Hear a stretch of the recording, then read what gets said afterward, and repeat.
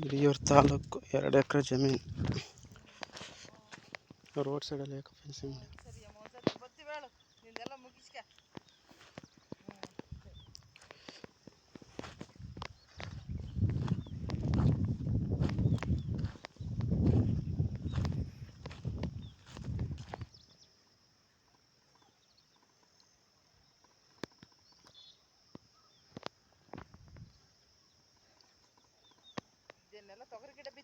ಹಾಂ ತೊಗರಿ ಹಾಕಿದ್ರು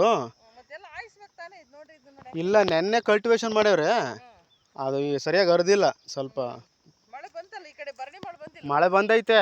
ಅವಾಗ ಇವರು ಕಲ್ಟಿವೇಶನ್ ಮಾಡಿಲ್ಲ ನೆನ್ನೆ ಪರದಾಡ್ಯವ್ರು ಒಣಗಿದ ಮೇಲೆ ಹಂಗಾಗಿ ಸ್ವಲ್ಪ ಅವಾಗ